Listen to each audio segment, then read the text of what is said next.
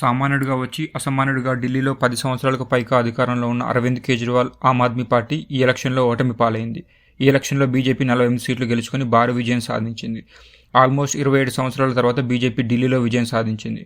But shocking విషయం ఏంటంటే New Delhi assembly segment నుంచి పోటీ చేసిన మాజీ సీఎం అరవింద్ కేజ్రీవాల్ కూడా ఓడిపోయాడు. బీజేపీ క్యాండిడేట్ ప్రవీణ్ శర్మ చేతిలో దాదాపుగా 3,000కు పైగా ఓట్ల తేడాతో ఓడిపోయాడు. అరవింద్ కేజ్రీవాల్తో పాటు ఆప్ బడా లీడర్లు మనీష్ సిసోడియా, సౌరత్ భరద్వాజ్, సత్యేంద్ర జైన్ కూడా ఓడిపోయారు. కేవలం ప్రస్తుత సీఎం అతిషి మాత్రం విజయం సాధించింది. ఆప్ ఓడిపోవడానికి ఒకే ఒక్క రీజన్ లిక్కర్ స్కామ్. అవును, ఈ లిక్కర్ స్కామ్లో అరవింద్ కేజ్రీవాల్ జైలుకు కూడా వెళ్ళి వచ్చాడు. And also Manish Sisodia almost 1.5 years జైలులో ఉన్నాడు. ఈ స్కామ్ని బీజేపీ చాలా బలంగా ప్రజల్లోకి తీసుకెళ్లింది అండ్ భారీ విజయం సాధించింది. ఈ ఎలక్షన్లో కాంగ్రెస్ మాత్రం ఒక్క సీటు కూడా గెలవలేదు. వరుసగా 3వసారి కాంగ్రెస్కి అసెంబ్లీలో వాయిస్ లేకుండా పోయింది. ఇన్ఫ్యాక్ట్ కాంగ్రెస్ విడిగా పోటీ చేయడం వల్ల ఓట్స్ డివైడ్ అయ్యి బీజేపీ గెలవడానికి హెల్ప్ అయింది.